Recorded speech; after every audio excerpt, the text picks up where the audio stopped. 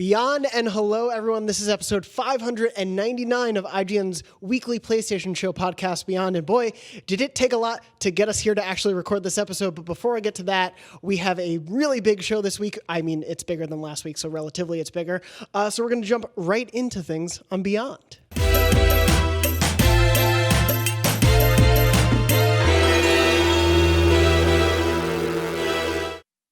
I am joined this week by Tom Marks. Hello. Hello, Tom. Thank you for joining us. I'm also joined by Lucy O'Brien. Beyond Lucy. And we're in the cans, checking for the audio levels, sound speed running and whatnot, is Ronnie Barrier. All of those things. For a split second, did you forget my name and try to recover? No, I didn't. I was trying to think of what we are doing. Ronnie, I know your name. Okay, I know I'm not on the show very often, but I'm gonna be honest. But when you are, it's important. Thank you. And I'm happy to have you here. So, of course, this is, as I mentioned, IGN's weekly PlayStation show. I'm Jonathan Dormish, your host for episode 599. We're so close to episode 600, but we're not there yet. And we almost weren't at this episode because, ladies and gentlemen at home, let me tell you the string of catastrophes that happened before we started this episode. Where to begin? It was stupid. It was just like... As you can see, the TV behind us, clearly with the giant Beyond logo. Yeah, if you're watching the video...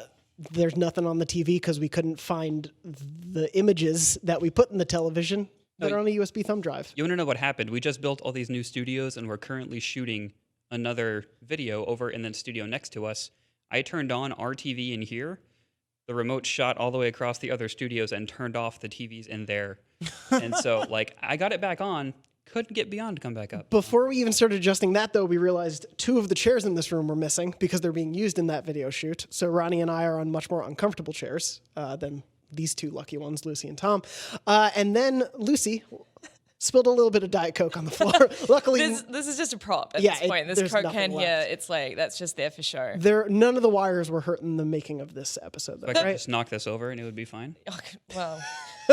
Let's not test fate. I'm kind of shocked that I just stood there and went, oh my God, and you guys all sprung into action, and I was like, whoa, there are wires down here, and like, this is potentially really dangerous, guys, and I just sat there and didn't do anything. We're fine. But it's fine because we are here recording episode 599, and before we jump into the episode, I want to read a letter from a Beyond listener or viewer who wrote into beyond@ign.com, which you can do with questions, comments, concerns, trivia, whatever you want to.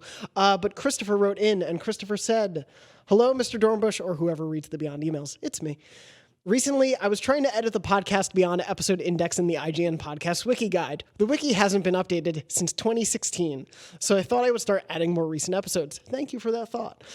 I even created my first IGN account to do this. Unfortunately, the wiki editor was not allowing me to edit. We should check in with our team on why that wasn't happening. But anyway, it either said blah, blah, blah, things weren't working, so we'll get that sorted out for you. Because of this, though, I created an Excel spreadsheet to put the information I would use to update the wiki when it was eventually fixed. I then decided to make this spreadsheet an ultimate archive of every Beyond episode from 2007, and he attached it to his email. Wow. So we have a full spreadsheet, which we will try to make sure you can get in or we can get into the wiki guide soon, but it has episode number of that year that it was published, the title of that episode, the date it published, as well as the link to the audio itself, and who I believe was on the episode is buried in here somewhere as well. IGN article pages. But basically, Christopher, thank you so much for doing this, because I also was looking at the wiki. A legend. And I'm like, impressive. it still is using a photo of like Greg as one of the marquee images. So I'm like, we should probably fix that sometime. So thank you for putting this all together. He bookmarked it by year. It has everything tabbed by year. Even noted when we recorded some special episodes like the E3 drunk episode. So we have a ton of information that we need to get into that wiki soon. But what a great time to do that as we're on the eve of episode 600. Amazing. So thank you so much for doing that, Christopher. We'll make sure you can actually get that into our wiki guide soon. Casey DeFreitas, if you're listening, please fix it. I assume she handles all of that. I wouldn't know. All on you.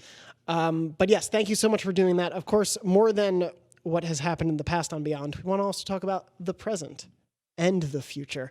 Episode 600 is next week. We're excited to record that one.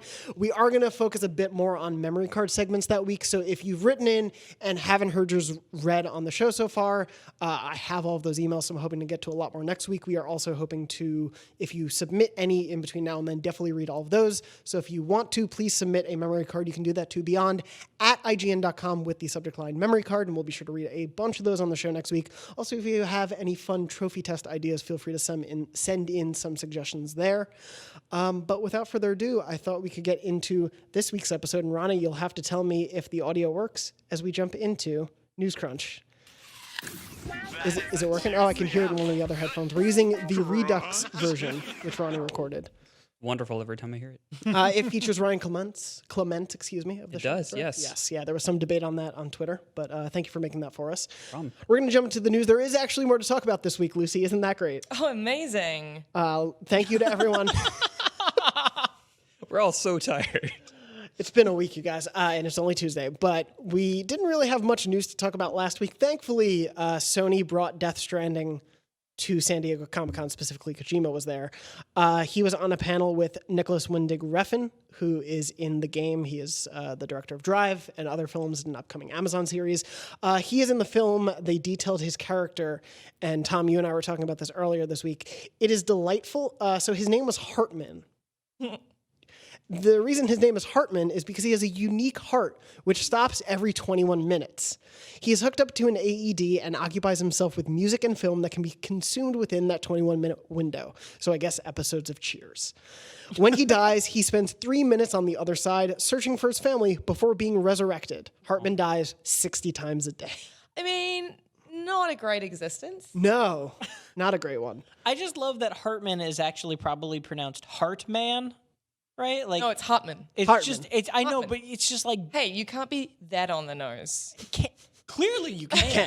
You definitely can. I would like to introduce you to a series called Metal Gear Solid about being on the nose. Also, a couple other things I really, really love in this that are just like tiny little details are it's not that he has a heart defect, he has a unique heart. Yeah. His heart specifically is unique and different that causes this to happen. Also, why is the dude only able to consume things that are in 20-minute chunks? Like commercials are normal, like 3-minute commercial breaks. I mean, maybe he does like a montage. Like maybe he's put together montages of commercials that he watched for a 21-minute chunk. What if he forgets? Did they go into this? What if he forgets, like when he is kind of born again, he has to like reset his memory, like Drew like Barrymore Memento? in 50 Dates. Or whatever Oh, it's 50 called. First Dates. Yes. I did not think I'd hear that poll on this podcast. And like, therefore, he can't commit to a 90-minute film because he won't remember what happened, halfway through. But he does know, I would guess, that he's dying. Well, he would be like, like, he has that- what am I hooked up to? This is weird. yeah. Like, Yeah, like he must have some sense that he knows he's dying over and over. Yeah. I would assume, because otherwise he would like be in that 21-minute window and be like, "Ooh, 12 seasons of The Big Bang Theory! I can't wait to watch all of this." And then he gets into one episode, and that's how he spent that one life. It'd be funny if he woke up and he was like a completely different person every time. So like he would watch The Big Bang Theory and be like, "This is awesome," and then he like is born again. He's like, "This is the worst show I've ever seen." He's just a different Mega Man boss every time he Yeah. wakes up. Yeah, And then he comes back in a third life, and he's Kaylee Cuoco, yeah. star of The Big Bang Theory. So clearly, Thank you for actually telling me that because I did not. I had a feeling as soon as I said it, and I'm like, I didn't get a reaction. That means she doesn't know who Kaylee gotcha. Cuoco is. no idea. Clearly, Death Stranding is being completely straightforward and totally easy to understand and digest. Yeah, there's yeah. nothing weird going on in this one. Very traditionally Kojima, just very straightforward, very linear. Everything makes sense. As he likes to be. Like, Yeah. just- there's a beginning, middle, and an end. Nice little package. Yes. Oh, yeah. We also got to look at the box art, which PlayStation Blog officially released high-res assets of. The normal, traditional one has Norman Reedus' character in his hooded sort of jacket with that. I forget what we're calling it, but the sort of Like Periscope. the thing on his arm or over his shoulder that kind of alerts him to the presence of creatures from the other side, and then Heartman, and then the steelbook is him just covered in mud. I like the Steelbook better. Yeah, steelbook's really great. To be honest, I don't really like either of them. Oh. Like I'm really excited for this game, but when I saw this box art, I'm like, it's Norman Reedus. The thing is, what's weird is I remember this was a discussion back with Heavy Rain. If you put people's faces on a box art, it is like guaranteed to sell more than even the most artistically beautiful. I think they used Resistance 3 at the time because it had that really gorgeous orange and white, like very stark art. It didn't sell well, and people like in a poll would be less inclined to buy that than the one that had 4 faces on it. But we've even found that with using alternate art in our stories. Yeah. And people click so much more on stories where the art is just a big old face. But I agree with Ronnie. in that I understand the face thing, and I think that makes sense because I think those boxes are visually more appealing to me as well. But like they released that 10 posters series of all these different characters, and I think any one of those was more visually well composed than There's so this much box. brighter and more varied and interesting. Yeah, not that I dislike this box. I actually do kind of dig it, especially with those little flashes of yellow in there that we haven't really seen much of outside of the game itself. But yeah, I was like not disappointed, but definitely not blown away. And I am hyped for this game. So I know they did the same thing with I believe it was BioShock Infinite, where they said we really want to do some very interesting art for the cover, and they actually made a reversible cover in the That's actual, right, with in the actual Elizabeth. game case. Yeah, it was the image where they're falling down and like holding each other from like a big giant landscape. It was like a really cool like line art arresting image, but the picture on the actual cover was just Booker with a gun. And like Ken Levine himself was like, hey, yeah, we want to do cooler art on this, but like we also need to sell our game. Yeah, marketing. In addition, during that panel, they were kind of talking about, obviously, Mads Mikkelsen is in the game, and he seems to have a very significant role. At one point, Kojima had wanted Keanu Reeves in the game. Or excuse me, He was He recommended. revealed I was recommended. Yeah. Yeah. Excuse me. Sorry, I was misreading the quote backwards. Recommended Keanu Reeves, but he wanted Mads. And obviously, we have Keanu in Cyberpunk. Everything. I So- just love that. I love that Kojima is just because obviously Keanu is so much like he's such a hot ticket, and he's so much more of a hot ticket than Mads Mikkelsen. But because Kojima is just completely like in love with Mads, He loves Mads, He's yeah. just like, no, that's the guy I want. Yeah. you know, he's watched all this like Hannibal, and he's like, of course he loves that stuff. Of Hi- course he does. His Twitter account at times is like a Mads Tumblr fan art. yeah, post. I Which is great. Like, I love that he loves the people he works with so yeah, much. and he loves him aesthetically. He's just got a I love that he was just like, nah. Yeah. Like, screw Keanu. I'm all about Mads Mikkelsen. Yeah. And obviously he plays a pretty big role, and Mads is a great actor, so I'm excited to see like what he actually ends up being in that game. I imagine pretty significant. In addition to that, at Comic-Con, not PlayStation first party related, but obviously a big game coming to PlayStation next year, Marvel's Avengers had a panel where they showed the footage of the game that we saw at E3. They included some additional content in there, which we'll get to in a second, but they confirmed that they're finally going to put this gameplay demo out to the public after Gamescom, I believe a week after Gamescom in August. So just a few weeks away. Am I the only one that finds Square's like whole kind of publicity thing with this game very odd? I found that the cinematic reveal at E3 really sort of underwhelming, and I think I wasn't alone in that. A lot of people were like, show us some gameplay, like we want to see this, we want to see proof of concept. And clearly they've got a proof of concept, and it's been shown at E3, it's been shown at San Diego Comic-Con, and yet they're waiting till Gamescom to show it to the wider public. I just find that like a really odd strategy, and I can't figure out what the rationale would be behind that. Do you guys think they know what the game is? Well, I mean, even if they don't, as long as like there's a slice of gameplay to get people hyped at this stage, I think it's okay. I think they do know what the game is. I think they just haven't been showing what the full game is in this demo as much. Quotes both from this panel and then from E3, we're getting much more of a sense that like right now the like structure of the game is much more single player focused than I think we were initially talking about. Yeah.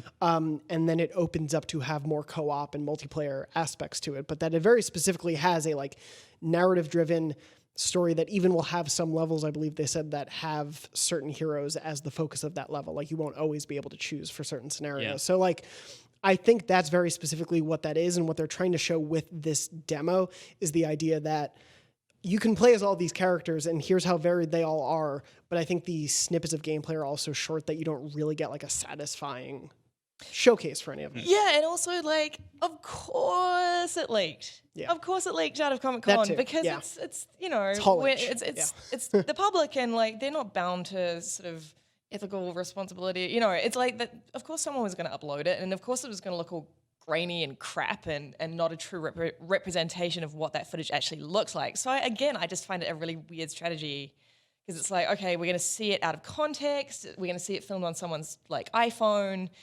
It's just strange. To be fair, this is the exact or very similar structure to what Cyberpunk did last year, where they showed a cinematic trailer publicly at E3, they showed gameplay behind closed doors, and then they finally revealed the gameplay later after Gamescom.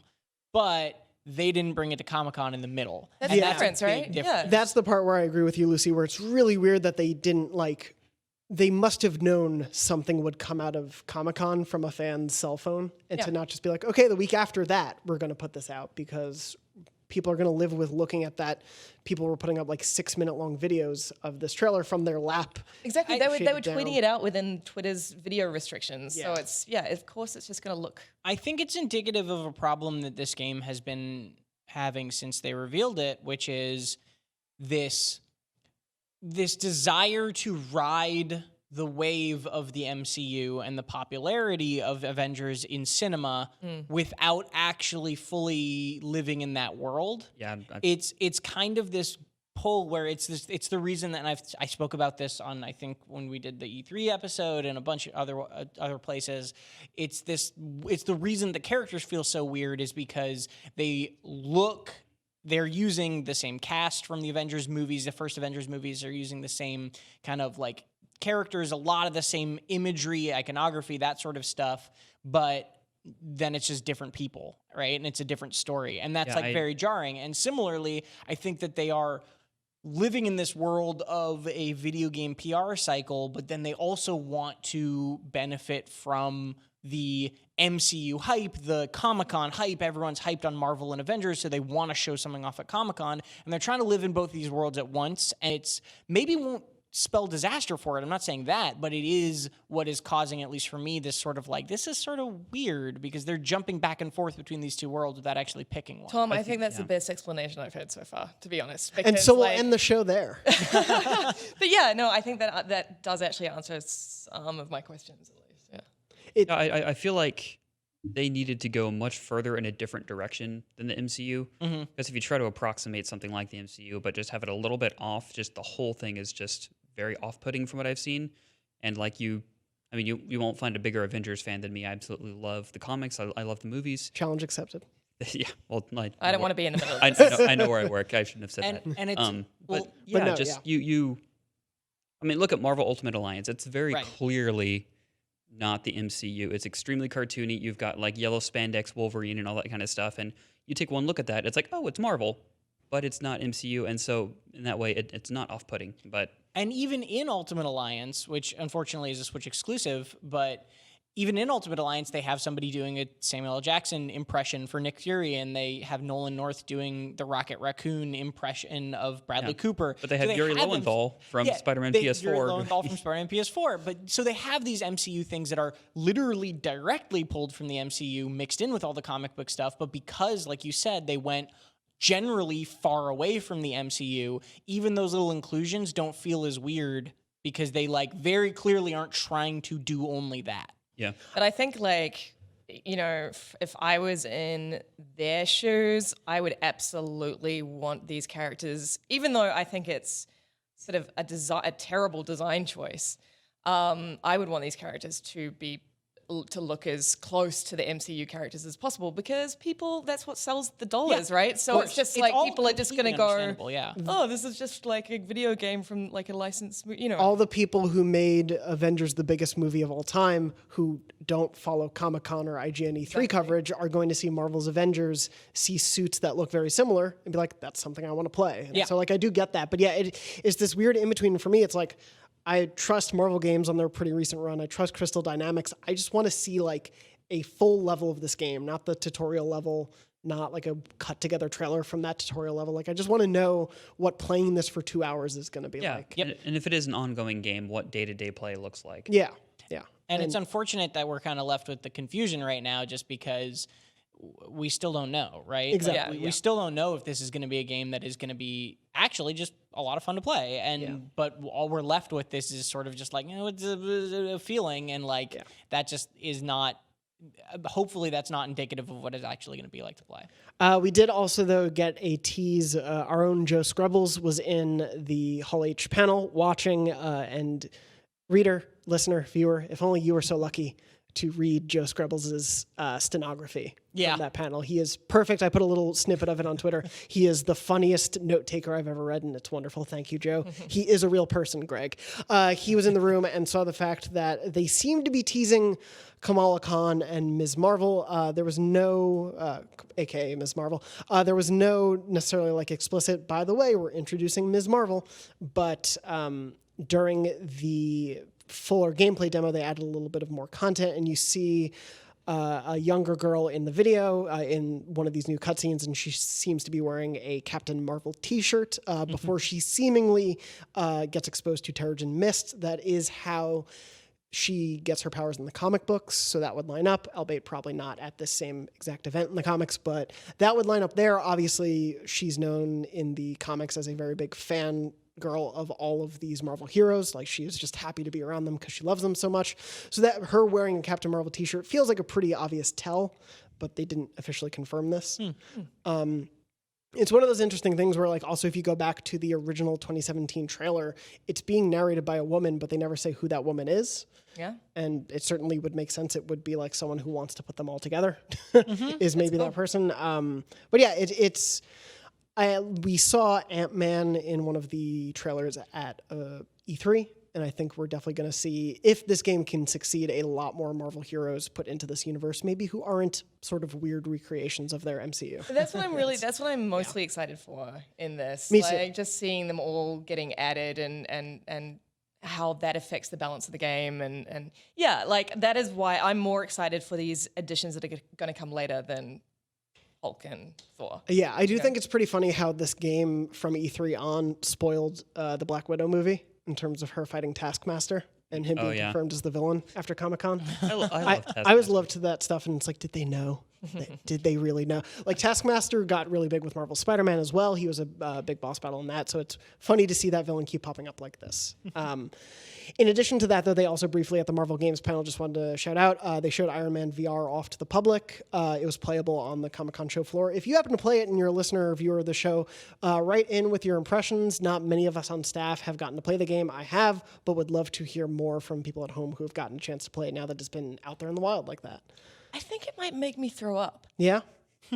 Well, I just Very true to life. I just think that, like, if I accidentally, because you said you have to be very specific, like you have to hold your body in a very specific way in order to sort of stay in a straight line, right? Well, so the two move controllers work as your thrusters, like the hand thrusters, and basically you hold them either straight, parallel to the floor to hover upward, or you can turn them perpendicular to the floor to shoot yourself forward. You can kind of hold one up to push yourself down one way while shooting with the other. There's a lot more like freedom of movement than I think you might expect. Okay, so it's not like I'm going to just move in the wrong direction and suddenly be like doing somersaults in the air. No, like you could, because it does, you need to get the hang of it. In the demo that I got to play and the public got to play, like, starts you out in what is essentially a tutorial mission disguised as like him trying to land at home. Right. And I overshot so many times at first. Like, I would go so far, but then you learn, oh, if I overshoot, I can just, instead of waiting for him to slowly descend, I can just throw out my hands and stop the blast and kind of push myself backward. Like, there's a lot of actual ingenuity to the way you can move yourself. Okay, very cool. You get the sense of as you go on. I certainly had for the first like 5 minutes, I would say, definitely a little bit of a feeling of motion sickness, but that went away as it kept going. I'm just so scared because usually we're playing these games, these VR games in front of other people. And it's always been my fear that I'm just suddenly going to just be like, what? Like, I don't really get sick or anything. I don't get motion sick, but that's like an irrational fear of mine. And I'm just going to be like, wow. And everyone's going to be like, oh my God. Like, speak truth to power. Disgusting. You're going to be so like nervous that you're going to get sick. They're just going to get sick when you play. Just don't say that. The first time I ever tried VR was at E3 2016, I think, and it was the Batman Arkham VR demo. Oh, that was my first one as well. And that was really fun, and I loved it. It was such a joy. But what happened was, because it was the first time I ever did VR, I was kind of a little too extravagant with my movements. And so there was one time I was like throwing a batarang and I just hit your mic because that's what happened. I hit one of the demo people in the arm as I swung because I lunged forward to swing it, and they were just like, oh, you can just stand in place and do it and it'll be fine. I'm like, sorry. I really can't. No, that's on them. Yeah. Should have given me more space. Yeah, exactly. If you're the person with the thing strapped to your eyes, I feel like it's on them to not get hit by you. They were just learning. It was We were all learning at that it was just time. the beginning of It's true. PSVR. We were just getting a hang of it. Yeah. And we'll see if that's what Rocksteady is working on soon, right? Rocksteady? Yes. Please tell us what your game is. Why, yes. Mr. Rocksteady. That's how, it's me, Mr. Rocksteady. I'll be Bebop. God damn it. Well, moving on from that, before we run out of superhero news, wanted to briefly mention with MPD results this month, Super Mario Maker 2 was the #1 game of the month. We gave that a 9.5. Is that correct? That is Tom, correct. putting you on the spot? Yes. Good. It was by Seth Macy. #2 of the month was Crash Team Racing Nitro Fueled. Really awesome game. You should play it. But with this month, Marvel Spider-Man for PS4 came back into the top 10 of MPD and is now officially the best-selling superhero game of all time in the United States. That's very cool. I mean, like, Yeah. there are superhero games I like more than Spider-Man, but it is such a good game that I Yes. can't, like, that is very cool. Oh, yeah. Very yeah. happy for it. It unseated, I believe, Arkham City, which heretofore has been the top selling. But yeah, very good news for them. I'm sure Insomniac, will never do a Spider-Man game again. Probably They're, not. That's they're done it. and over. One and done. But we'll, I imagine, see more of Spider-Man in the future. And it's great to have Yuri Lowenthal back in Ultimate Alliance. Yeah, it's pretty funny. He's just playing basically the same Spider-Man. Great. I just platinum Spider-Man, by the way. Oh, man. Oh fantastic. yeah, like I actually, because I just don't have the like life energy to platinum games, and I platinumed Spider-Man as well, just because it was so compulsive. It really was. Just the way that they built it and the way that they structured the movement around the city in that game, it was like throw on a podcast and play Spider-Man. It was great. Very Sony has done a really great job this generation of getting the hang of how to make an achievable platinum that is still fun, but even if you're someone who doesn't necessarily chase trophies like I do, it is still it just seems easy enough and feasible enough, and I'm enjoying the parts of this game enough to want to go for that. Yeah. I think they've done a really good system of that. like games with fun traversal, I think, are what get me. I mean, it's probably because it was the only game I had at the time. But when Infamous Second Son came out on PS4, like I just played that game to death. Like I platinumed it and then started it over. But just any kind of game that has just great fun movement, like I'm gonna want to. It can propel you so I agree. far, no pun intended, but yeah. I think or you was did it? intend It- that it pun did. actually. For sure. So I'm going to leave now after that pun. But no, I briefly wanted to bring up on the PlayStation blog, I believe it was end of last week, amidst all the Comic-Con, Japan Studio put up a blog post about stuff that didn't make the cut into Astrobot, and I just wanted to tout this. If you haven't read it, it's a really great read. They talked about some character and enemy design that didn't quite make it into the game, some level design that didn't, and actually parts of levels that became other levels in the game. Right. And just went through the whole process of that, the multiplayer mode that they were working on, but that they couldn't quite nail for it to be as fun for the person in VR versus the people who weren't. But it's a really great read. It's a really fun look into the idea that the game that you were playing had a lot of iterations to it, had a lot of content that didn't necessarily make the cut. And I always appreciate when we get sort of this like honest, open stuff from devs. For sure. I appreciate any time developers sort of break down the unneeded secrecy that goes around game development, because it is just cool to see like it's nice to see, man, they tried a multiplayer mode and it just didn't work, and we should just trust them that this was like not fun and so it didn't work, and that's great. Yeah, when you talked about unneeded secrecy, do you mean after the game releases? Just in general, Just I in think that general. like there's a huge, traditionally there's been so much secrecy around just game development as a whole, and I think it's built up this really difficult wall between gamers and game developers. And I think that the more that game developers are transparent, and I know that's not always easy because they are, if you put yourself in the firing line, you're in the firing line, right? Yeah. But like, I do think that lifting up that veil goes a long way towards humanizing game devs and just softening that relationship. It's always sorry, Ronnie. I was just gonna say I'm of two minds of that, because I would absolutely love more access, especially what I do. But I really want to see behind the scenes of the game as it's being made, but because of like the vitriol and the pushback they get on stuff, if they like decide to add a feature and then take it out, like I can see why they don't talk about stuff. Yeah. Not at the 100%. time. Not at the time. I mean, I think at the time is that's a big ask of anyone creating any kind of art. Yeah. But like definitely afterwards, like I think what Corey and the team at Sony Santa Monica did with God of War, with that documentary, Yeah. that was so revealing, and it didn't hold back. Yeah, to be that open about stuff, I think the best chance we're going to get these days is to hear from devs after a game has come out, whether it's a month after or a year after. Both the not wanting to have to face blowback if they cut a feature, even if it was the best sounding feature of all time, but just because they couldn't make it work Yeah. with the business realities of everything. But also games, as opposed to movies and TV, and I'll get to that part of it in a second, but games have also traditionally been so much more beholden to like exciting announcements as being part of a thing. Like obviously we saw Marvel Studios do this whole big unveil of the next 2 years of the Marvel Cinematic Universe at Comic-Con, but we also knew there were untitled Marvel movies dated till like 2023. Yeah. Like we just know movie studios map out what you're going to be watching for the next 3 to 4 years way in advance. Yeah. Whereas with games, we don't know what PlayStation exclusives are going to come out beyond the first half of 2020. Yeah, and they use reveals as a marketing push. Exactly, It's like, exactly. Pre-order now. Not to go too deep down this tangent, but the best example of transparency in game dev, if I may, is Warframe and Digital Extremes.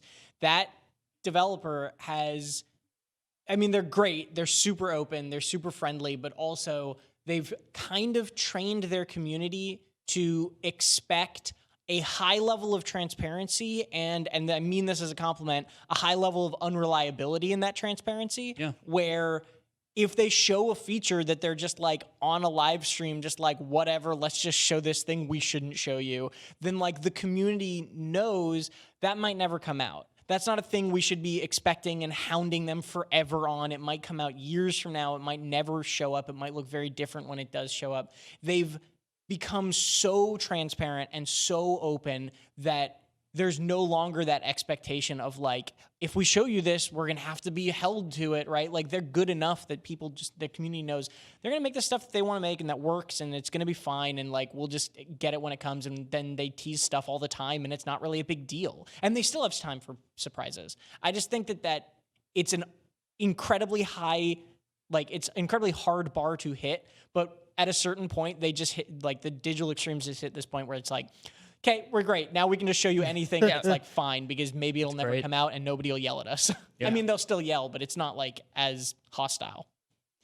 It's I know. Nice yelling. Yeah. yeah, it's a weird balance that you have to strike, but I think seeing things like this, seeing the not just the God of War documentary, but afterwards they were doing a bunch of blog post breakdowns of like, here's how the boat worked. Here's how the conversations there worked. Here's how the Valkyrie fights were I designed. like that. Here's all that stuff. Yeah. I love seeing that stuff. Yeah, and I mean, obviously, transparency around single-player games post-launch is going to be very different from transparency around ongoing games, where Yes. like people are still playing, and it is so important to receive those updates and to get that information because otherwise you're just going to lose your audience. Yep. Yeah. Yeah, it is an interesting balance to have to strike, and I don't envy anyone who has to deal with that, but I do super appreciate whenever devs are willing to talk about that stuff openly. I did also want to mention, it just launched, I believe, last night, but there is a huge summer sale on the PlayStation Store. There's like a couple hundred games on sale, up to 60% off. Some from this year, I think Resident Evil 2 remake, The Division 2, a whole bunch more. Just if you scroll down the page, it's just all insane. So go check out that sale. I probably will buy several things from it. But Was that scary endorsement for Resident Evil there, Lucy? That was my like Scared Resident me. Evil voice. not for Ace Combat 7. Skies Unknown. That's not your Ace Combat voice. That's not my Ace Combat fair voice. enough. My Ace Combat is like Ace Combat. I'm Ace Combat. Whoa. Wow. Whoa. Someone hates planes. Moving on from that, though. I actually don't know anything about Ace Combat other than I know, it that's- features planes fighting. It's pretty fun. Okay, Ace Combat, I take it back. You played the VR for a little bit, right? I played the VR mode, yeah. Yeah. I actually played more of the VR mode than I did the base thing, but yeah. I wanted to also briefly bring up, just because it seems like this is one of those games that keeps leaking, Plants vs. Zombies, a leak to an alpha invite for a game codenamed Picnic, a closed alpha, suggests it might be Garden Warfare 3. Fun fact, we recorded an IGN Now yesterday, couldn't say the word garden, and just messed up again. So words are fun this week. You know, when you were trying to do that, I was like, I wanted to interrupt and just say, try doing it in my accent because it's so much easier. Say it. Garden Warfare. God. No R's. Yeah, that's beautiful. I should move to Australia. But Should. Agreed. Specifically for that reason. this was also just for that, no other reason. There was a leak of what seemed to be Garden Warfare 3 last year as well. Thank you. That sort of leaked around, I think, this time last year. It is not Plants vs. Zombies 3, which is in a Android testing phase right now. You can download, I think, on the Google Play Store. But it seems like EA has not lost track of this franchise. Have you guys played Garden Warfare like 1 or 2? Because it's always seemed like a not. franchise I'd have fun with, but just never touched. I played a bit of 2, not a ton, Okay. but a bit of 2. And it's actually kind of like a little bit of a sleeper in that it's actually a very competent, competitive shooter, I guess is the right word for it, but it is also like there's a lot more to it than just shooting skill or mechanics or anything like that. Yeah, it's better than you'd think, I think is probably the easiest way to put it. And it is What a tagline. well, You know, there's a small town in New Zealand that when you drive into it, the sign says, like, Raglan, it's better than you've heard. that's That's amazing. so sad. Put that on your resume. Let me put it this way. It's good enough. It's a good enough series that the announcement of a third is actually like pretty exciting. And it's might not be for you, but it has the potential to be a pretty cool game. I love the idea that, I mean, the name of the game is sort of a pun play on Modern Warfare. Yeah. And just that's also coming back this year. I also just went Marden Warfare. So that's where my... Is that why you have trouble saying it? You're thinking of Modern Warfare while saying Garden I Warfare? think that's the problem. Garden? Garden Warfare. Garden Well, Warfare. Garden warfare. there you go. That's the way to say it. Uh-huh. Before we wrap up with the News Crunch segment this week, I briefly wanted to bring up the fact that Yooka-Laylee and the Impossible Lair, we have some exclusive gameplay on the site because I got to play a little bit of it, and we showed off the new feature which they announced this week, which is that it has alternate level states. So essentially you can change level around by flooding it or shooting air into the level. This is the 2D sequel to the more 3D open world platformer that Yooka-Laylee 1 was. The Impossible Lair is 2D, more Donkey Kong Country-esque. So you can essentially change a level over into a different state, but it's not just a like cosmetic makeover. It does look different, but it can also like drastically affect the layout of the level, the gameplay of the level. For example, one level, it's one of the early levels, just a pretty normal standard run through the level, hit enemies, whatever. When you change it around, it becomes a rail grinding level where you're jumping up and down on vines, and it's more about timing your, like, to make sure you don't hit an enemy on the vine or to make sure you can jump properly or to get to a secret item on another vine. It changes that level completely. It changes the sound, some of the visuals, all that sort of stuff. It plays really well. The controls are super tight. Obviously, Playtonic has a history as former Rare devs, and they certainly know how to make 2D platformers. I had a really big blast with this, so I'm excited to see more of that game. It has like an indeterminate 2019 release. Yeah, so awesome. hopefully we'll see more of it soon. But so that's what I've played a little bit of that for work, but because again, there's not a ton happening in the world of PlayStation this week, I thought we could just talk a little bit more about the games we've been playing recently. So Tom, I'm going to shoot it over to you first. Tom, Hello. what have you been playing? And Ronnie, did I mess with the mic too much as I did that? I think you're fine. Maybe Smooth. like don't have your hand on it for very long, but it sounded fine. Okay. Yes is the answer, apparently. I've been playing a couple things. So I just started this yesterday, but I started jumping into Dragon Quest Builders 2. I am playing that on Switch, but I know it is also available on PlayStation 4. And I am surprised by how much I am digging it so far. It is digging. Sorry, I didn't mean to do that. You did. It is much more of an RPG than I thought it was going to be. And we actually gave it a very good review. TJ Haffer reviewed it for us, who is one of my favorite people who reviews games for us, and he gave it an 8.8, and he said it was essentially not a Minecraft clone straight up. It was a Minecraft-y style game mixed with a full Dragon Quest RPG. And it feels like that. It really does. And part of the reason it feels like that is because, oh my God, the beginning is slow. It is so slow. It is so much dialogue. It's all well written. It really is a Dragon Quest game. Yeah, it's a funny story. It's well written. That's not the problem. It's just like so much tutorialization at the beginning of this game. And I think part of that is because it is kind of sort of skewed towards a younger audience, and they want to make sure kids aren't lost while playing it. It's like an optional retelling of 2, right? Dragon Quest 2? I don't know. I don't know enough about Dragon Quest 2. Yeah, I was much more of a Final Fantasy fan growing up, but from what I've heard, it's like I think alternate reality. Yeah, I think I've heard, and I don't know if this is a spoiler, so maybe a spoiler, but I've heard it's essentially if the villains won in Dragon Quest 2. Huh. This is the world continuing on from that. I could be wrong. That wouldn't be a spoiler because the game opens with, I don't think they win in it, but like basically they have destroyed the world and you're trying to rebuild it. Gotcha. But, and I won't spoil that, but it's a cool thing. You have like, one of the things I really like about it actually is you have a buddy who's just an NPC who follows you around everywhere, and he's really good at destroying things. So you're like building stuff, and if he's destroying stuff, and so if you start to like harvest things or start cutting grass, he'll run up to other grass and start breaking it for you, and it'll just add to your inventory. And in combat, you're always fighting with him, so it's kind of a little bit got that like RPG party feel to it. I have a question. I just had to Google what number it was because there have been so many, but I started with Dragon Quest VIII. Okay. Which is Journey of the Cursed King. And I loved that game. I played the hell out of it. But I'm not so invested in the kind of Minecraft style. Yeah. But, you know, you've got me with the idea that it's sort of still a Dragon Quest game. Yeah.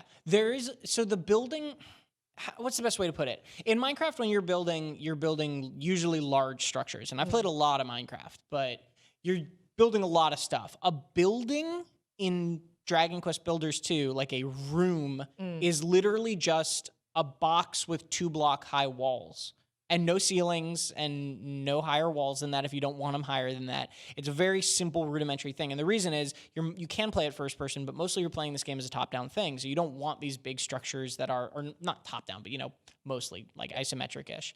And yeah, so the building is definitely part of it. You're building these structures, you're rebuilding towns, you're building farms that your NPCs then work in and like will harvest grain on their own. But from what I've played so far, at least, it seems like if you want to just focus on the RPG stuff, you can just go run around and explore because the worlds are handcrafted. They're not, as far as I understand it, at least, I believe they are, and I can't imagine that they aren't because of just the way it's set up. So you're running around these areas that are, you know, RPG maps designed by the Dragon Quest team that just happen to be blocky that you can break blocks in. But they are still, you know, TJ in his review called it like one of his favorite RPG worlds to explore like in a long time. That's a big call because he's a massive RPG guy. Yeah. And so it's like, it's not just you're going to be running around a procedurally generated Minecraft map. It's like an actual world to explore. And for those who like may be interested based on what you've been saying or like the pretty strong critical reception, you don't necessarily need to play one Dragon Quest Builders 1, right? Like you TJ had skip it entirely. Yeah. It's not a bad game. It's just this is by all accounts a better game and is not related. At least not in any sort of tangible way that matters. One thing I will say that I agree with TJ's review is that the combat is real basic. It's very, very simple combat, but it is still amusing and fun and very cute if you can get through the tutorials, because there's a lot of that. I've played Twilight Princess, so that should be fun. It's not a PS4 game, but I did want to shout out, you also wrote a great review for Marvel Ultimate Alliance 3. Thanks. That is Switch exclusive, but we talked about it before, and if you're a Marvel fan and have a Switch, you should read Tom's review. And check out that game if you want, because it's a lot of fun. If I may, the other thing, I want to mention this real quick. The other thing I've been playing a lot of this week in particular is Monster Hunter World on PS4. Oh, yeah. So I have about 100 hours in Monster Hunter World on PC, but Iceborne is coming out at the beginning of September, and it is... What's the right way to put it? It's coming out like 6 to 8 months after that or something. I don't think they have an exact date even. Their PC releases have always been staggered like that. Yeah, and so a real bummer. I'm so obsessed with Monster Hunter now that I restarted my game entirely on PS4, and I'm already 20 hours into this new account. What weapon are you sticking with? Insect Glaive is always my thing. That's what I use as well. Insect Glaive is fun. I stopped playing Monster Hunter World, not for any like good reason, not because I wasn't enjoying it, it's because something else came along. Yeah. I stopped playing it like, I don't know, maybe 40 hours, and I really want to get back into it, but I'm just like, should I start again? Because I've forgotten everything. No, don't start again. Yeah, but you know how like you go into a game and it's like you haven't played it for ages and you've forgotten, like you need like 30 hours of Dragon Quest Builders tutorials to like kind of get you back into what the rules of the world are and how to play, you know what I mean? Well, I think one of the great things about Monster Hunter, sorry, Jonathan, is like because of all the different weapons and armor types you can have, you can almost start from the beginning but keep all your progress from your old stuff. And it's so mission based, so if you are like a gunner type or a melee type, you can just switch those and I was also going to say we have a lot of, and I think this speaks to your experience, we have a lot of big Monster Hunter fans in the office who've played a lot of that game and specifically play with them if they're still playing. Play Monster Hunter with me. It'll be fun. I need to jump Well, back in that on song PS4. convinced me. Also, for anybody like Lucy who's thinking of maybe trying to get back in for Iceborne as it arrives, the 5 weeks leading up to Iceborne, they're doing this thing where they're bringing back all 5 of the seasonal events that they did over the last year. So the first week will be the spring event, the second week will be the summer event, then the fall event, then the winter event, and then the 1-year anniversary event. And each week will be a different one for the 5 weeks leading up to Iceborne. That's really so cool. for the next, I think that starts, if I'm not wrong, this week. And for the next 5 weeks, there'll just be tons of events to do and tons of extra ways to get tons of free money. Usually they discount shop items, so it's like a really, really good time to catch back up or refamiliarize yourself with it. Yeah, awesome. Which is That's really exactly what they're trying to do, That's is so get smart. people Yeah. back into the game. They've been really great about supporting that game post-launch, Oh, yeah. and that is a really smart way to get people who may be on the fence to jump back in at this point. Thank you, Tom. Lucy, what are you playing? So I'm still dabbling in Judgment, Yes. which is, I know that we've talked a lot about it on the show. So I will just quickly add my thoughts. I'm really enjoying it so far. Not a Yakuza. I haven't played any of the previous Yakuzas, and I know that this is different. But there are some things about it that are very true to the Yakuza series, and one of them is just like getting into a fight in a grocery store. And I'm just really loving exploring that world. Like, I keep getting sidetracked from my quests. Did you do the microwave EX move in the grocery store? No. What? Make sure your heat is all the way up and stand next to the microwave and then do that. Oh my God. And then send me that video on Twitter. I'm going to. That's great. amazing. That's That sounds like a fake tip in Nintendo Power from 20 years ago. Yeah, make sure your heat's all the way up and then go over to the microwave. You would think, but this is from the Yakuza studio. So I it's believe. not. No, yeah, I believe you. That's amazing. Yeah, I'm loving it. I just think I'm particularly loving it, and I think I said this already on the show. But you two weren't here. I'm loving it because They're the audience. It's just you two. It's such an incredible recreation of Japan, and it very much makes me feel like I'm there, and it's so beautifully detailed, and that's the reason why I'm loving it so much. It makes you feel like you're a private eye. Yeah. Would you say? Is that a pun? No, it's because people have mocked me for saying Spider-Man made me feel like Spider-Man. So I was just okay. I it's a see. dig to myself. Oh, you were just being self. I never defending. do Okay. that. I You said never it with do a that lot of cult authority. meal. I didn't know what you were I getting thought it at. was a For pun that once I in my wasn't life. understanding. Oh, you don't remember that one scene in Yakuza 4 where they said "feel like a private eye"? Anyway, Rodney, what have you been playing? I have also been playing Judgment, but I won't spend a whole lot of time on that since we've talked about it. This last 2 years, I've beaten Yakuza 0, Kiwami 2, and 6, and I'm waiting for 3, 4, 5 to release back over here. I have one of them on PS3, can't remember which one, but they've got to remaster them eventually. You- I have a hope. quick question. So Max and also friends of mine who have been playing Yakuza 0 got so hooked on that Hostess Club stuff. Yes. Is that like as big a draw card as they're saying? Am I just going to lose myself to this Hostess Club stuff? I spent one day, I think, about 8 straight hours just building up my Hostess Club. What? It's so good. I don't know why. It's just so incredibly addictive. It's just a little mini game inside, but it has its whole side quest attached. The one in 0 I enjoyed much more than in Kiwami, or Kiwami 2, whichever other one had it. Have you been playing anything else, or has it kind of been on Yes. the adjustment? I bought SteamWorld Heist upon Tom's recommendation last night. I've been playing that on Switch, but what I've really fallen back down into is Final Fantasy XIV.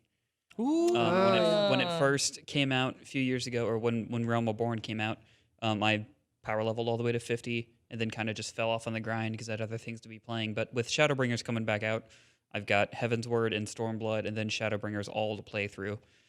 So I've been spending a lot of time. There's a big lull between the end of the original main story and then the beginning of Heavensward.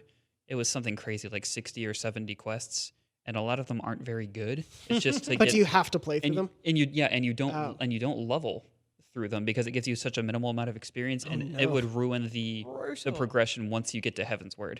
So I think there are level skips to get past that you can do, but I was actually invested in the story and wanted to see all that connective tissue. But yeah, that part was rough. But once I got to Heavensward, like, man, I know it's old news now, but that that whole expansion is just fantastic. Like, It's crazy the trajectory of that game from when it first launched. Yeah. And it was such a like brutal reaction to it, and then how it just continues to build up and up and up this critical and like fan acclaim. Someone showed on Twitter that they just showed the Metacritic score for every 14 and expansion, just how it goes up and up and up and up as I go down with my hand. I'm very tired. But yeah, from what I've heard, Shadowbringers is even better. So I am a level 60 red mage currently and working my way up there. It's incredible to me that, and I respect the heck out of Final Fantasy XIV, but it is incredible to me that it's just basically common knowledge with that game that it's like, yeah, you're going to have to play through 50 to 60 hours of a pretty bad game or a mediocre game to get to one of the best RPGs, MMOs. But in it's only years. video games that we kind of accept that as Right. something that Yeah. we do, right? Yeah. Like, Yeah. it's like, what was the game recently where someone like tweeted out like, I think it was Days Gone. And someone was like, after 20 hours, it gets quite fun. And it's just like only in video games. That we're happened like, with- look, that's a reasonable thing to say. Final Fantasy 13 also, I think Yeah. that was like play through the first 30 hours and then you get to the game. But It's really good. That game rubber banded me so hard because on 13, like it was new enough at the time, and I'm such a big Final Fantasy fanboy that I got all the way through that like corridor or hallway section. As soon as it opened out into Pulse and became like a fun game, I stopped playing because it was such a like whiplash effect. Yeah. Oh, this is a different game now. Yeah, that's Yeah. the And hazard then you I was run like, into. I need to play something else for a bit, and never came back to it. Yeah. That's fair. Wow. Well, I'm glad you're enjoying that. We'll have to hear more as you play through Shadowbringers. It's great. Yeah. Yeah. I have not been playing that. I have been playing in addition to the ukulele levels. I'm still obsessed. I play Crash Team Racing Nitro Fuel daily still. Oh, wow. While the Grand Prix is going on.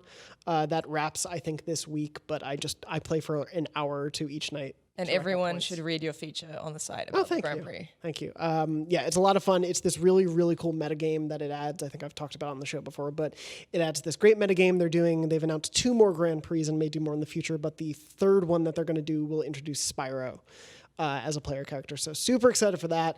The second one that's coming up has like a prehistoric level, and the characters you unlock are all baby characters. So it's like unlock baby Crash and baby Coco. So that'll be fun. But yeah, it's a really cool way of giving you a reason to check out every facet of the game and get a lot more content without putting in a lot more money. A kart racing game with baby versions of its main characters. Crazy, right? Unheard of. Preposterous. Look, Crash steals a lot, but as my feature says, Mario should steal this from Crash. Read more on IGN.com. Hot Wink. take. That's for those just listening at home. But other than that, I started Hollow Knight a couple nights ago, which Tom is the perennial number one I've heard he likes that proclaimer game. of. I like it a little bit. He's mentioned it once or twice. bit. I'm only maybe 2 or 3 hours in, but I beat the first boss, False Knight, correct? Yeah.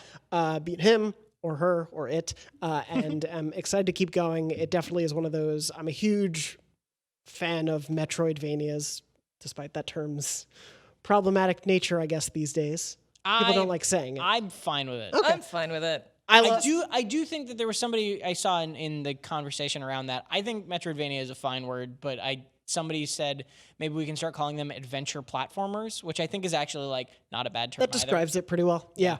But yeah, I'm really loving it. I love the art design. I love the ambiance of it all. I met the way the fast travel in that game works. I got to that point and was like, oh, this is adorable, and I love the character design here and what they're doing. So excited to play a lot more of that, but it seems like a pretty deep game, so I'll probably get to it over the next few months. Yeah.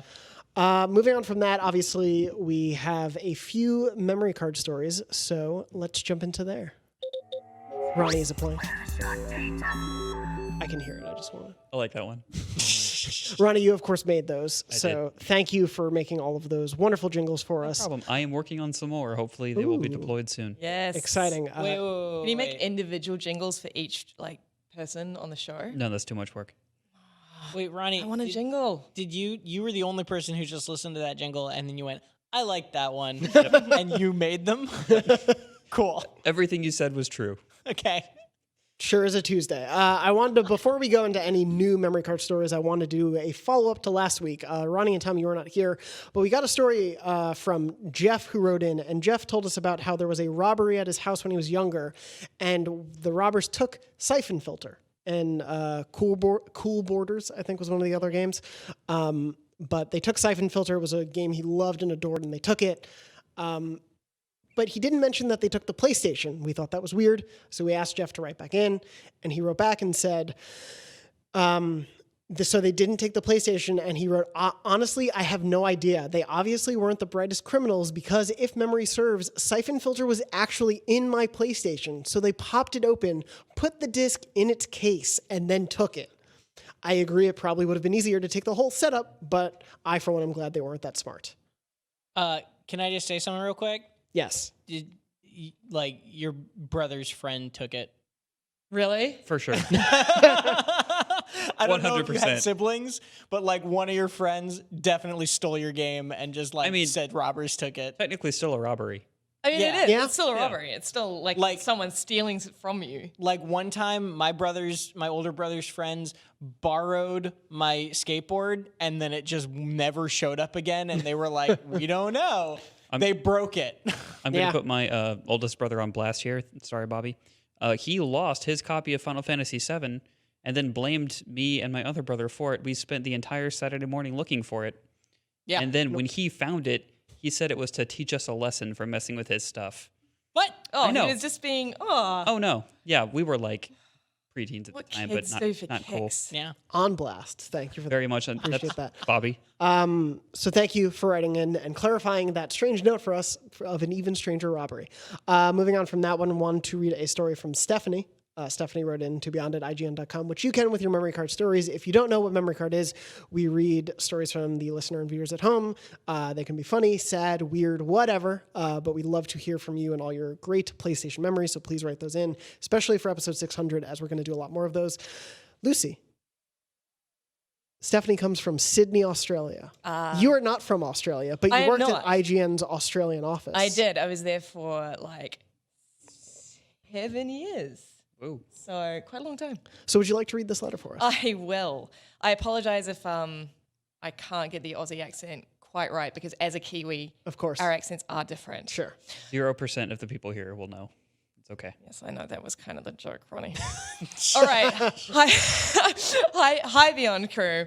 My mum was the reason I became a gamer. She bought my older brother a Sega Mega Drive, aka Genesis, when I was very young, and some of my favorite memories are of her helping my brother and I through levels we found impossible. We managed to see the end of games like Tailspin, Sonic, and Quackshot because she helped us through the toughest parts. It was almost more fun to watch her play than it was to play ourselves. When I was around 7, she bought me my first console, an original PlayStation, and she was immediately hooked by Tomb Raider. I was a little too young to play the game myself, but we loved to watch her and try to help her solve the puzzles. One afternoon, my brother, 2 cousins, and I were all sitting in the living room crowded around the TV watching my mum play Tomb Raider. She had come to a tense part, and we were all completely silent on the edge of our seats waiting for something bad to happen. I remember her guiding Lara out into an open area when the ominous music started. With no warning, a gigantic T-Rex appeared, and all of us, including my mum, started screaming in unison. This is great. Because we all experienced this. Oh, yeah. She turned to run and was promptly eaten. There was silence for a few seconds before all 5 of us, my mum included, cracked up laughing. My dad walked into the room to find the 5 of us in hysterics. I'll never forget the look on his face. 20-something years later, that is still my favorite gaming memory. She did go on to finish Tomb Raider with my brother and I avidly watching on. Thanks for all the great work, Stephanie from Sydney, Australia. That is a wonderful story Yes. that we can all relate to because that part was so tense. Yeah. And I'm just so happy that you got to experience it with your family. Like, that must have been because that's one of, like, for me, one of the sort of seminal gaming memories of my youth. And I would have, that's incredible that you got to, have your mum experience that. And Amazing. it's moments like that, or in Resident Evil when the dogs first pop out and things like that. Yes. Like there's so many callbacks from that era of like, if you look at how those games look now, it's like, oh, why? That's not scary at all. But when you're in the moment, and that's the newest thing out. It was amazing. Yeah. Chainsaw Guy from RE4. Oh. Yeah, another one. Just those moments that even when you play through them again, you still dread them every time. For sure. You're still terrified, even though you might know how to get away. Like in the T-Rex bit, I used to just go into that little nook in the wall and just wait for him to go away. Because that's how everyone defeated him, right? Yeah, that's how you actually fight a T-Rex. Hide. Yeah. Yeah. That was. But that I was still. I knew that I could. I knew that I could hide. It's just it still scared me every time. It was such a great moment. You two like perfectly time vamped for me as I was futzing around on the computer. Futzing. So I appreciate it. I'm an old man now, Lucy. I don't know if you've noticed, but Tom knows I can't work technology anymore. It's true. The other day, to show me a screenshot of a game, he took a picture of the screen with his phone and then sent me that. The computer isn't doing what I'm telling it to. I also, before that that, the other day. spent 5 minutes. I was entering a Steam code, spent 5 minutes trying to enter a PS4 code, and almost slacked Tom and was like, the computer won't take the code, Tom. Why isn't it working? And then I realized it was the wrong device. Computer won't take the code. Yeah, that's how I'm feeling these days. Anyway, Stephanie, thank you for writing with that story. Garrett wrote in over the last week to say, hi, Jonathan and Beyond Crew. My parents divorced when I was very young, and around the age of 7, my father left my life until the age of 10. When my father came back around, I got to stay with him over the summers. At some point, my dad got me a PlayStation 2. My dad is a self-pronounced Tekken buff, and as a result, we ended up getting Tekken 5. I remember the game tracks your win-loss ratio for player 1 and player 2. It was common for us to end our session and my dad to have 70 wins to my 3. Some people might not enjoy being pounded to dust in a 1v1 fighting game, but I just enjoyed spending time with my dad. It was also the only co-op gaming I had experienced up to that point in my life, which made it very special. Excuse me. My dad is a huge Star Wars fan who still mentions Wikipedia and the old canon to this day. Naturally, we ended up getting Star Wars Battlefront 2 and playing the game excessive amounts. It was both of our first time playing a game of the genre in a universe we loved. Luckily for me, I didn't have to work as a young child, and my dad did. At some point, I became much better than him at Battlefront. He said the Battlefront, which is an old man thing to say, so I appreciate that, which was great payback for the Tekken sessions. If I have a D-pad in hand, I think muscle memory could still input the invincibility sheet today. The PlayStation was a great bonding activity for me and my father and has shaped the way I enjoy games today. My best gaming experience are the endless co-op sessions I had in college, and all of it comes from me and my dad playing PlayStation 2 when I was younger. I now have a PS4 and I loved God of War and I'm loving Persona. Thank you for the segment and beyond. It is nice to hear about others' fond memories related to PlayStation. It helped me to remember my nice memory I shared with you. You are doing a great job with the show. Thank you, Gary. Aww. Thanks, Gary. That's lovely. And what a lovely kind of, I don't want to say like redemption, but it's like what a Retribution. What's the word that I'm looking for? Like reuniting story. A story about Reunion? people coming Full circle? Coming full circle? something like that. Like Yeah. I saw The Lion King the other day, and I'm confused by the metaphor. Ever long since week. then, you haven't known how to talk straight. It's true. It's just been a rough time for you. One more this week. This one comes from Julian. Julian wrote in, hello, Beyond Crew. I will use the abridged version of this memory card. 2 years ago, I took my girlfriend to Comic-Con in New York City, where I was destined to get in line for Nolan and Troy to meet some of the people that shaped games that make me who I am today, Nolan North and Troy Baker, for those who are not best friends with them, as Julian obviously is. Let's preface this by saying my girlfriend and I have been together 7 years. We both love our nerd hobbies, and at the time, we would play campaigns together, one in particular, Uncharted 4. She let me run and gun, and she did the puzzling and traversing. Through our years together, we barely fight and sometimes look at each other like we should fight more. But then I did a bad thing, and it led to our biggest fight. I finished the final act of Uncharted without her. Ooh. To this day, I regret it and wish I had taken a different approach. But I played on to make sure there was nothing that would come a little too close to home while her brother was stationed in Iraq. So good intentions, but Yeah. still played the game without her. So let's jump to the meet and greet line. I tell her about Troy and Nolan and point out who they are in the games we played. I said Nolan was Nathan Drake. I definitely brought up a sore subject. We get to Nolan. I let my nerd love out. Then she does it, not in an angry tone, more of a storytelling tone. She tells him about what happened and wanted to hear his take on the situation. I was then reprimanded by one of my idols like I was on trial. I told him we played it together after my solo and that I pretended like I was playing it for the first time. He took back the autograph he signed for me and then gave it to her. Like a sad puppy, I put my head down as I knew I had messed up. To this, he says, eyes up, Guardian, in the ghost voice from Destiny, and gives me a hug. Amazing. He could tell we were and are best friends and knows that the relationship is meant to be, and chatted with us another 4 minutes and was genuinely one of the nicest people I've met. But I'm not going to lie, I know he is a great actor, but the passion in his eyes almost made me poop myself in fear. With much love, Julian. That's lovely. Yeah, that's I love nice. that one. Yeah, Nolan North and Troy Baker are pretty consistently like some of the nicest people around, so I'm Yeah. not surprised they played along with this. But yeah, Julian, thank you for writing in. Thank you for owning up to your shameful act. We appreciate that. It sounds like he got it bad enough already. We Oh, don't need yeah. to give him more No, crap. let's pile on, Julian. For the next 20 minutes, we're going to, wrapping up that. Thank you, everyone who wrote in for Memory Card. Remember, beyond at IGN.com, subject line Memory Card, and we will read some on the show. Before the show wraps up, I wanted to answer some reader mail. I know we're over time, so if anyone needs to bounce, please feel free to. It's not at all conspicuous in the studio. Moving on from that, though, did want to pull up a question because we have Ronnie here. Hey. Hi, Ronnie. Please vamp. Hey guys, how was your last week? I was at Comic-Con. Anyway, Adam wrote in and said, Beyond, hey guys, I'm a was long-time that? listener of the show and love it. Keep up the good work. Sorry, Ronnie, had to leave you hanging. Adam said, I have a 9-year-old son, 10 in October, who has never played a Kingdom Hearts game and was wondering if it would be worth it to play Kingdom Hearts 3 or would he be completely lost. I saw it on Prime Day for $20 and bought it because it was too good to pass up, so I went ahead and grabbed it. What do you think? I'll field this one. That's a joke. Go ahead, That's a Lucy. joke. Yeah, That's go a ahead. joke. That's a joke. It's not a great joke. Jonathan, you and I have talked about this in the office. I was very excited about Kingdom Hearts 3 to the point where I went back and played almost all of the games within reason before that, like watched videos of Recoded and stuff like that. But played through 1, 2, Birth by Sleep, Dream Drop Distance, stalled out hard in Kingdom Hearts 3. Got about halfway through it. But honestly, that may not be a bad thing for Michael, because Sorry, I switched people. It was from Adam. That was to trick you. So sorry, Adam. They're being very mean to me. The reason I stalled out is because I was actually getting invested in the overarching story, especially after Birth by Sleep, which is my favorite Kingdom Hearts game.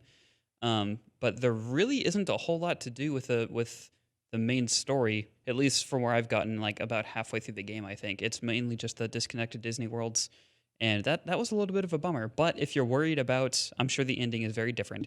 But if you're worried about just experiencing like Disney games or Disney movies in the span of this game, then I don't think you need to worry about that much. And you haven't finished it yet, right? I have not. No, I'm playing Final Fantasy 14. I don't know if you've heard about it. I will say, Adam, Ryan McCaffrey on our staff bought Kingdom Hearts 3 to play with his child who has never played a Kingdom Hearts game before. Ryan has not played Kingdom Hearts games before. And he said for the first 2 hours, they were like just completely lost. Like Right. he was actively upset by how lost he was.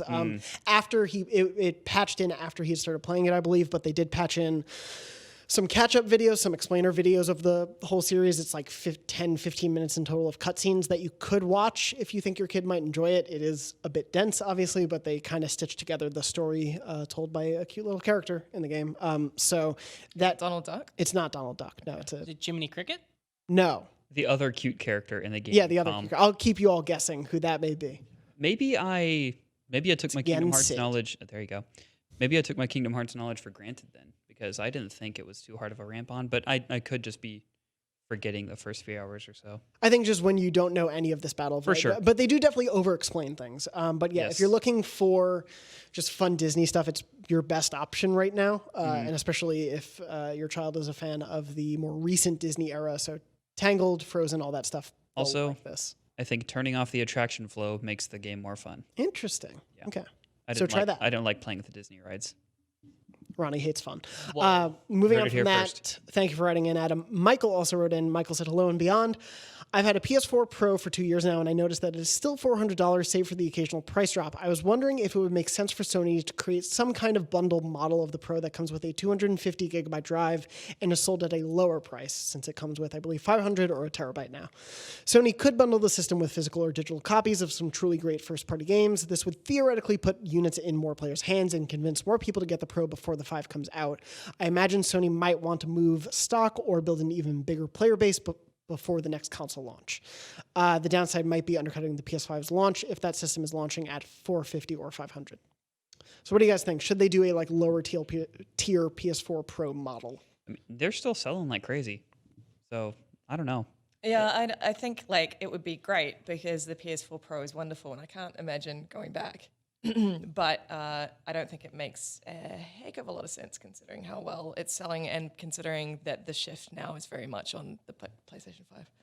I think we'll see big price drops on that stuff next year. For sure. Obviously, once the PS5 comes out and everything, if it comes out next year. But they don't probably feel a need to do it right now because it's still selling about at their expectations this many years into the life cycle. So my guess is I think it would be cool to do, but we've seen Xbox do that. They did the SAD edition. They've done various bundles, different pricing tiers, all that sort of stuff to try to move those consoles because they need to, I think, more than PlayStation feels like they need to. So probably don't hold your breath for that. But thank you, Michael, for writing in. Last but not least, just going to grab 2 or 3 questions from the Beyond Facebook group, which if you haven't joined it, is facebook.com/groups/podcastbeyond. You can join there for plenty of PlayStation and other talk. What is that GIF down there? Is It's from Monty Python and the Holy Grail. Oh, yeah, that's true. I never I'm going to finished ask that. this question to befuddle you all as I look at some of the other questions, but what is the average air or speed velocity of an unladen swallow? Is it North African swallow or African or European? what are we talking about? Yeah. That's, We need an answer here. yeah. We can't answer that until we have an answer. So African or European is our Anyway, Ben asks, favorite announcement of Comic-Con 2019? Movie, TV, game. What did you guys see from this past week that you liked? Doctor Strange in the Multiverse of Madness. I'm very great name. excited about. Yeah. It wasn't an announcement, but I really enjoyed the It Chapter 2 trailer. Yes. That was like, it just gave us so much to sink our teeth into, and I'm so excited for that film. I wasn't a mad fan of the first, but I'm very excited to see where they're going to take the sequel now that we've got the adult cast. I got to shoot Jim Vevita's reaction as he got out of Scare Diego after seeing new It Chapter 2 footage, and he was so excited. Yeah. So I'm very excited about it too as well. Cats. Yeah. Technically not Yes. Comic-Con, but I'll allow I've never it. tried to leave Yes. twice in one show, but here we go. I just think that Cats trailer is so otherworldly, and like just for good and bad. It's just going to be such an amazingly entertaining train wreck. Dear listener and viewer, I cannot tell you how much Lucy talked about the Cats trailer. I'm obsessed. And then I got home and like made my girlfriend watch it. And she like was viscerally appalled. Yeah. She and had I the was correct like, reaction. watch it, like putting my phone in her face. It's just gonna be so bad good. I legitimately saw one of the stills. I watched the trailer against my better judgment, and it hasn't left my mind's eye since.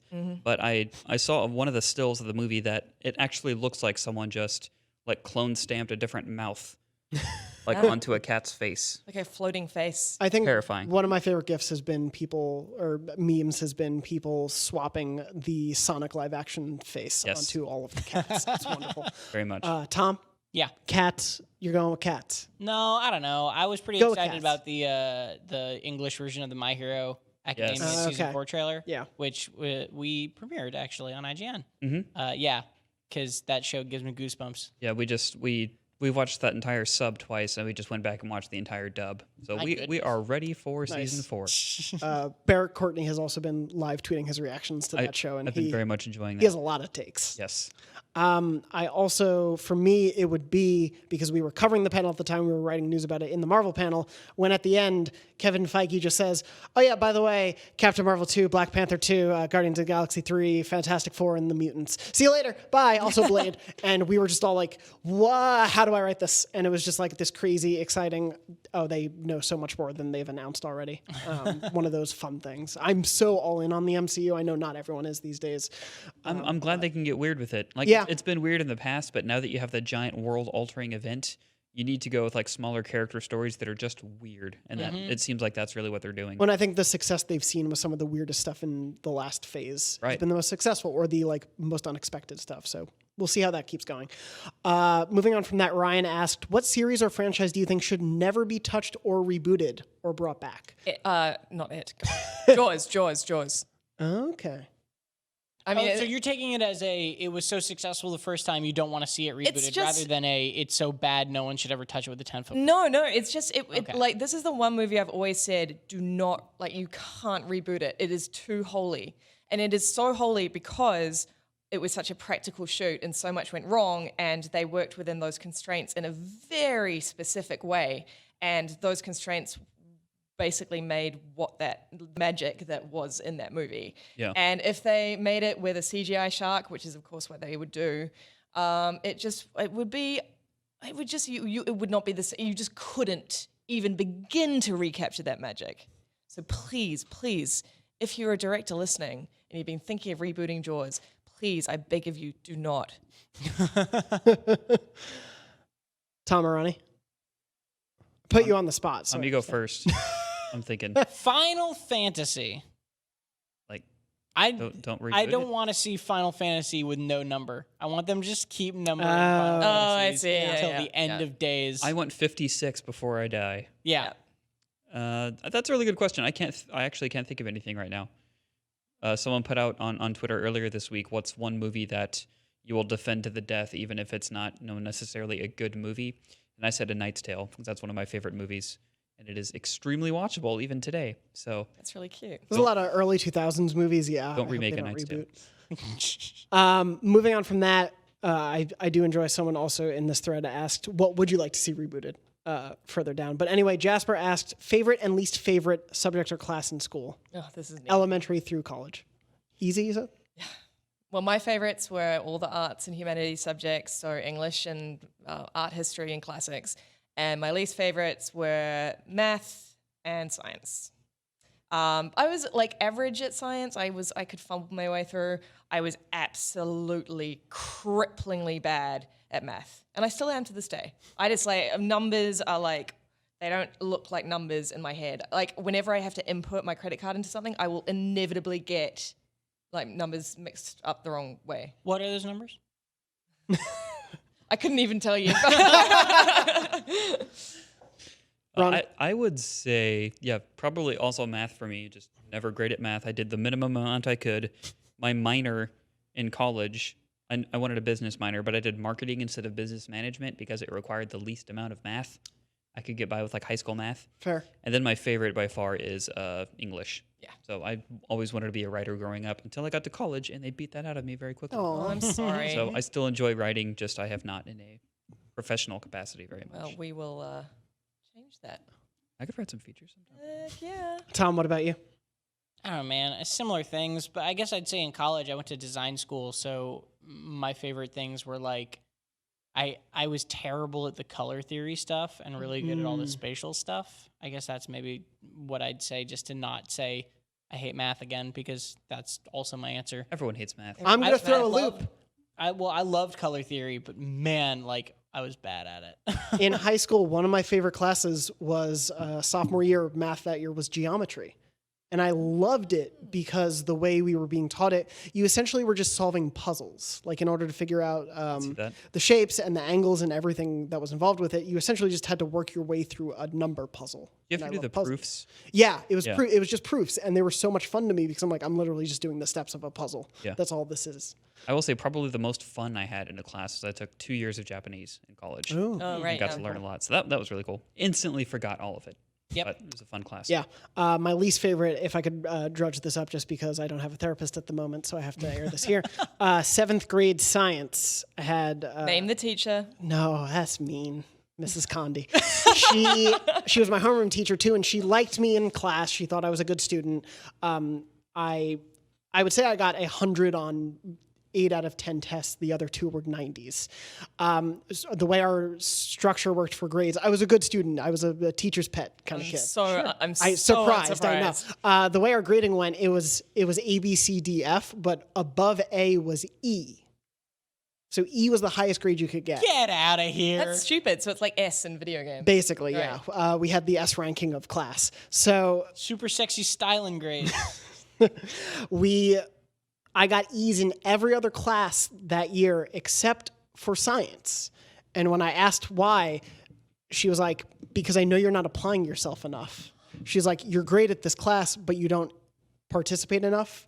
And I know you know all of this stuff. So I want you to be more involved, and I would be, but then I also didn't care about it, so I would stop being after a while. And so because of that, even there was one semester I think I strongly obviously remember this, got like all hundreds, still no E.